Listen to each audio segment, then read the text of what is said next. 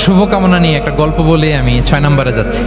এক লোক মাগরিবের নামাজের আগে তার বন্ধুর জন্য দোয়া করতেছে, আল্লাহ আমার বন্ধুকে তুমি একটা সুন্দরী, রূপবতী, গুণবতী, নেককার, মুতিয়া, কানেতা, জামিলা, রায়া, একজন রূপবতী নেককার স্ত্রী দাও আল্লাহ।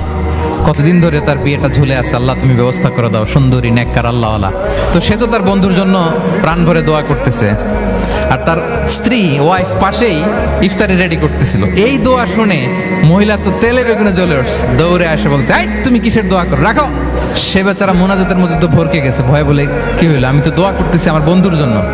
তো মহিলা বলে, তুমি কি মনে করছো আমি হাদিসটা জানি না?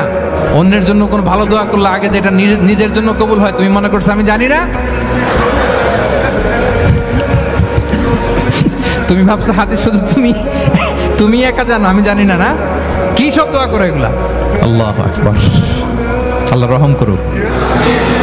প্রিয় ভাইরা, এটা বলার উদ্দেশ্য হচ্ছে আপনি ভালো কিছু অন্যের জন্য চাইলে আল্লাহ তাআলা এটা নিজের জন্য কবুল করে নেয়। তাহলে অন্যের জন্য কল্যাণ কামনা করা, এটা হচ্ছে হৃদ্যতা, ভালোবাসা, সুসম্পর্ক বানানোর 5 নাম্বার টিপস।